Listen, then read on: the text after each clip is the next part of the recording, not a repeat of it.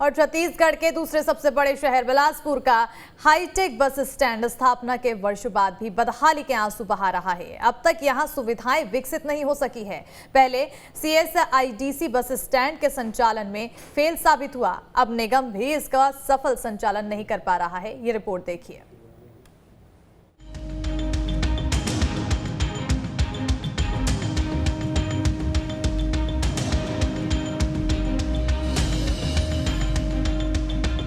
छत्तीसगढ़ के दूसरे सबसे बड़े शहर बिलासपुर के हाईटेक बस स्टैंड का निर्माण तत्कालीन रमन सरकार 7.5 करोड़ की लागत से बिलासपुर के तिफरा इलाके में करवाया था। बस स्टैंड के निर्माण के कई सालों बाद भी यहाँ की व्यवस्थाएं ठीक नहीं हो पाई हैं और फिर दिक्कतें बढ़ने के बाद CSIDC को बस स्टैंड के संचालन का जिम्मा सौंप दिया गया।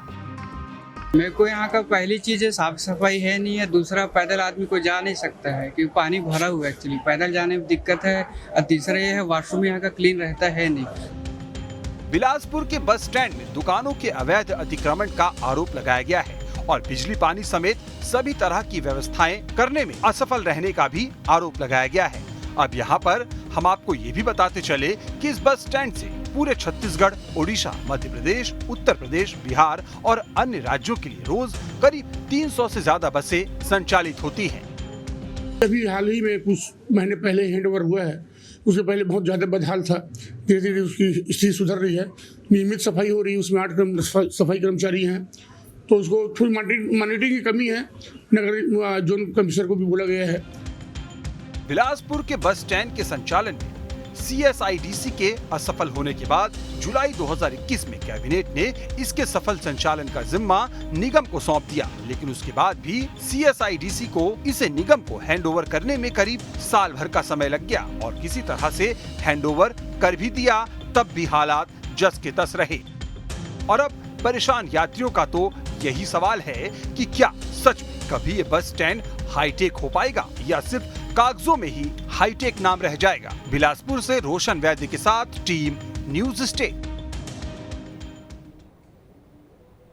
तो वहीं कोंडा गांव में शिक्षा विभाग में भ्रष्टाचार का मामला सामने आया है। दंतेश्वरी बुनकर समिति बाफना की महिलाओं ने इस मामले में पुलिस से शिकायत की है और उनका आरोप है कि कांकेर निवासी महिला सरस उपाध्यक्ष ने धोखाधड़ी कर 20 लाख रुपए हड़प लिए।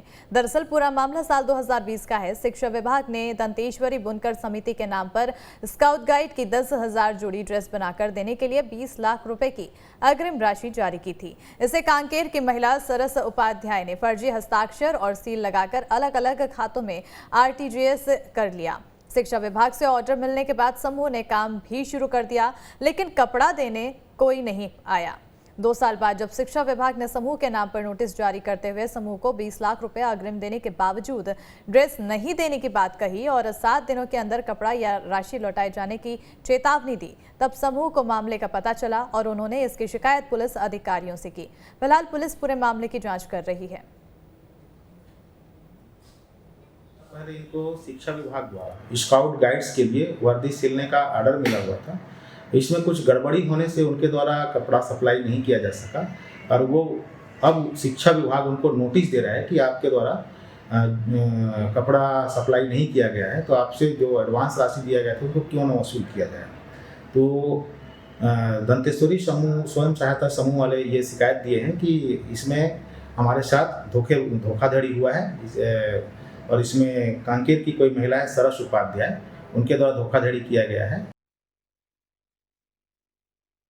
जैसे ही मेरे संज्ञान में इस शाखा के प्रभारी जो साहू जी हैं हमको बताए, तुरंत हमने एक पत्र जारी किया समूह को कि आपको इतने जो भी 20 लाख रुपए आपको अग्रिम राशि जारी किए गए थे, जिसके बदले में आपने कुछ ही गणवेश हमको उपलब्ध कराए हैं, शेष गणवेश उपलब्ध कराए, अन्यथा ये राशि आपसे वसूली की जाएगी। कुल कितने गणवेश दिए जाने का ऑर्डर था? कुल 10,000 गणवेश का ऑर्डर था। अग्रिम राशि कितना दिया गया? 20 लाख रुपए। स्काउट गाइड का काम मिला था जो हमको सरस उपाध्याय मैडम ने दिलाए थे। हम लोग DO से जाके मांगने की थी, वो सरस उपाध्याय खुद ला के मैं काम दे रही हूँ, इसको आप लोग करना है, बस आप लोग कपड़ा बुनना, आपको कहीं जाने की जरूरत नहीं है। फिर वो पैसा वापस करो बोल के नोटिस आ रहा था, नहीं तो फिर FIR हो जाएगा बोल के। तो आपने इसकी शिकायत कहाँ की? हम लोग समाज वाले को दिए एक आवेदन, हाँ। और SP साहब को दी थी।